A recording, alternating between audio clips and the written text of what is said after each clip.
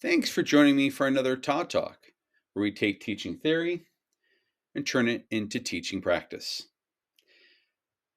This is a video in a series of videos on public speaking and how to teach public speaking, why you should learn public speaking, and what are some strategies when it comes to public speaking. The focus of today's video is going to be on what's in it for me, basically. What are the advantages of learning to publicly speak? Why should students learn this? What is the value? How can they use this to their advantage? So there are lots of advantages to public speaking, which you can see right here. I'm going to focus on a few of them. Um, First and foremost is the idea of it improves communication skills. Whether we're writing, whether we are uh, giving a speech, whether we're talking to a friend, it's all about communication. Are we communicating what we intend to? Are we communicating effectively?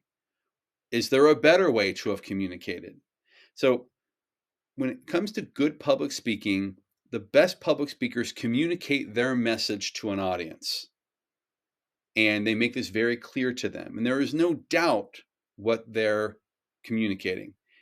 And so, the more you develop your public speaking skills, the better a communicator you become, not just in public speaking, but in your day-to-day conversations and in everything that you do. You'll learn how to focus your message and make sure that you're communicating what it is that you intended to. The second one is the idea of building vocabulary and fluency. So public speaking involves you speaking publicly.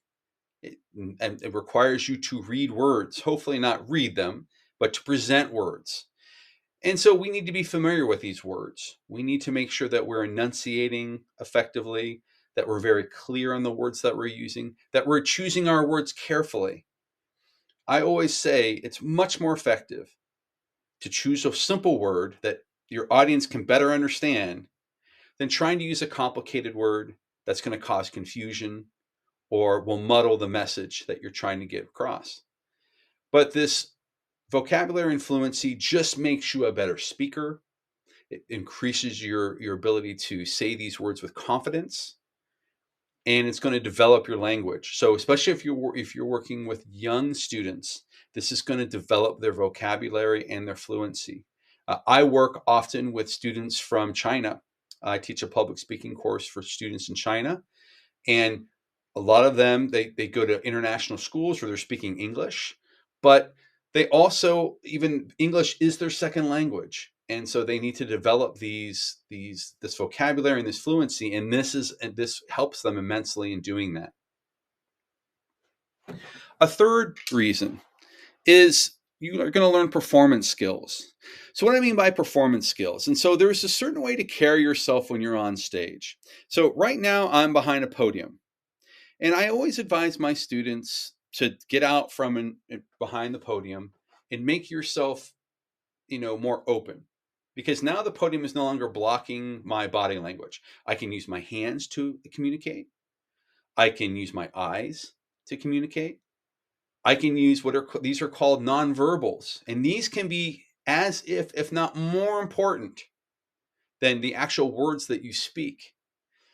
So learning performance skills is really important. You are giving a performance. You are not reading a speech. You are performing that speech. And so part of the difficulty and the challenge of public speaking is figuring out a way to present your information so it doesn't sound like you're reading. You can see here I have no notes in front of me. It appears though I'm making this up as I go along, but this was very organized, very rehearsed. I off of camera, I have a screen that I am using to help me remember some of the things. But to all intents and purposes, when you're watching me, it seems like I'm just giving this speech from memory. But that is not the case. But I have become familiar enough with the speech that I can give it without having to read sentences or having to read words. I can see a trigger word and I can talk about that at length. The fourth thing is it gives students voice. So why is this important? Why is it important to give students voice? Students have a lot of important things to say. Students have sometimes more important things to say than adults do, whether it's their opinion, whether it's an insight, whether it's an observation.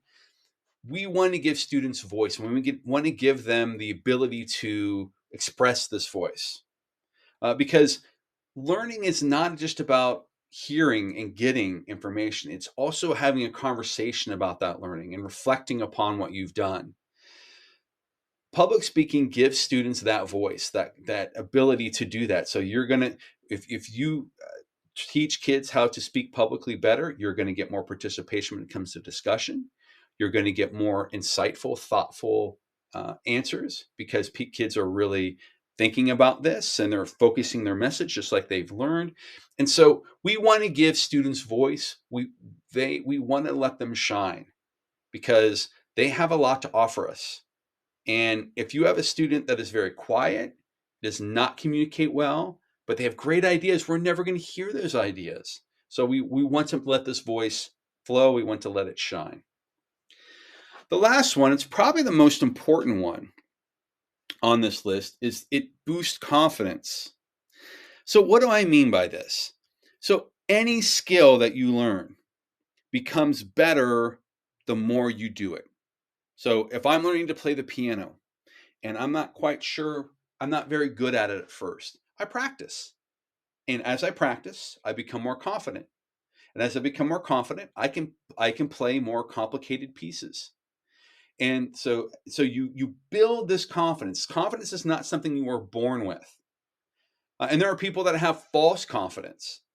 We want to actually build genuine confidence in our speakers, in our students.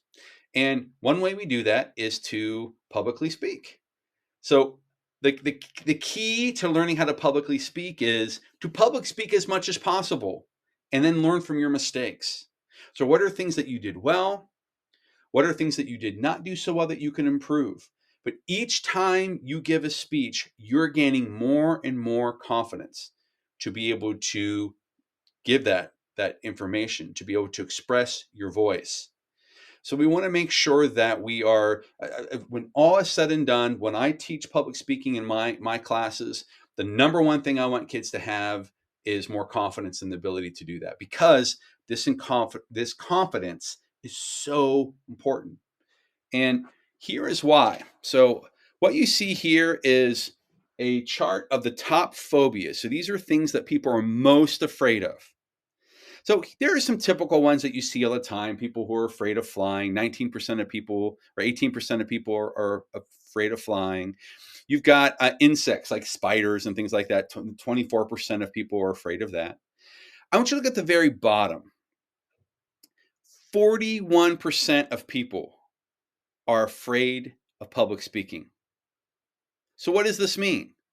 This means if you have the ability to publicly speak, if you have the ability to go out there and communicate something with your voice, you have an advantage over 59% of the population. Why is this important? Because you're competing with 100% of the population for jobs, for dates, for anything that's going to involve you publicly speaking. You will have an advantage over those who are not confident in public speaking, who do not have these skills. I want you to note on here, death is only feared by 19% of people. So more people are afraid of public speaking than they are of dying. And some people would rather die than go up and give a speech. They're so terrified of it. This is known as it's called glossophobia, which is the fear of public speaking. It actually has a name. So by you having this ability to speak, developing this, you have an advantage over not only the 59% of people who are afraid of public speaking, but even within that 41%, the more you develop your public speaking skills, you're going to have advantages over those people as well. And why are these advantages important? Because what you see here is these are skills that employers are wanting people coming from college to come into the workforce with. And so you can see some typical ones there. You can see certain skills like negotiation skills, a strategic vision, the ability to use technology, but these are low on the scale. I want you to look at the very top. The top four things in blue, according to the legend that you see here, is being able to communicate. We've talked about the importance of communication and why that's important. But the number one most important skill they want people coming into the workforce with is oral communication. Being able, because when you get out in the workforce, whether you're working at a pizza parlor or a Fortune 500 company, you have to work with other people and you have to communicate things to these people and you have to listen to people and communicate those ideas back to them. So communication skills are what employers want. And why do they want this? Because they can't teach those things. They can only hope that people come into the workforce and have this ability. Other skills such as technology, strategic vision, those other things I talked about, these are all things that can be learned on the job.